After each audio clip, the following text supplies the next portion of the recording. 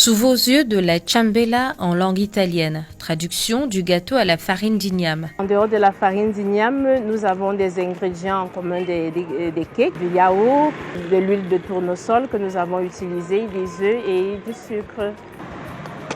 On a besoin de 4 œufs. On mélange avec... Quelle quantité de sucre? Alors ici, nous avons 125 grammes de sucre.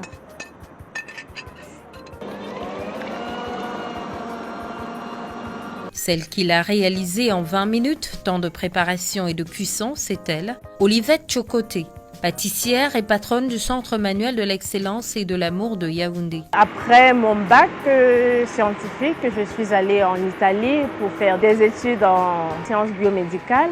Et jusque je me suis rendu compte que la pâtisserie pouvait être un métier pour moi. Depuis son retour au Cameroun il y a 4 ans, elle propose de la pâtisserie italienne, mais avec des produits locaux. Je dirais la farine de maïs, la farine de manioc, la farine de mil, la farine de patates douces, en fait, toute la gamme vraiment de nos farines. La farine de plantain notamment. À base de la farine d'igname, nous réussissons à faire vraiment beaucoup de produits pâtissiers, des pizzas, nous faisons des crêpes, nous faisons des gaufres, nous faisons du pain. L'igname fait partie de ces tubercules avec lesquels elle s'amuse en cuisine. Elle peut être faite artisanalement en l'asséchant et puis maintenant en écrasant. En fait, la technique, elle est assez développée. En ce moment, par exemple, je travaille en collaboration avec Peter, qui est ancien d'Italie. Comme moi, il a aussi étudié en Italie et il cultive du l'igname et les transforme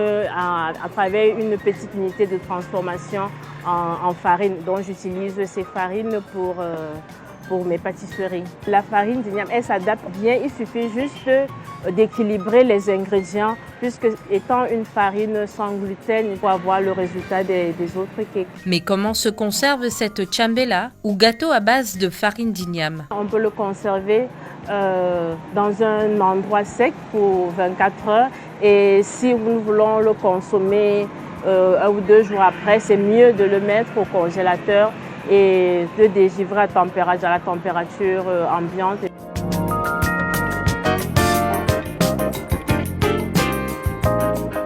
On va chauffer à 180 degrés et on le laissera pour une quinzaine de minutes.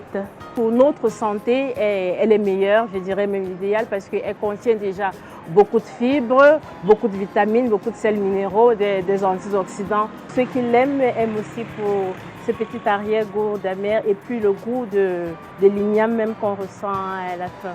Bon à savoir, sa clientèle se recrute parmi les patients et particuliers sensibles au blé et au gluten. Et il y a aussi une grosse demande, surtout des diabétiques, des parents avec des enfants autistes.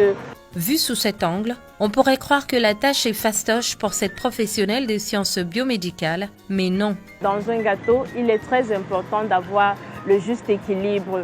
Le gluten, par exemple, lui, il a cette capacité de lier facilement l'élasticité qu'elle donne au produit. Dans la farine d'igname, n'ayant pas ça, il faut trouver des palliatifs pour pouvoir combler ce vide. Et donc, c'est ça qui est vraiment la réelle difficulté. Olivette Ciocoté ambitionne de changer nos habitudes alimentaires, mais pas seulement. L'idéal, c'est de pouvoir former beaucoup de jeunes dans l'art manuel pour pouvoir changer la vision, changer notre continent, impacter même le monde entier, pourquoi pas. Cette passionnée de mode compte sur nous et maintenant.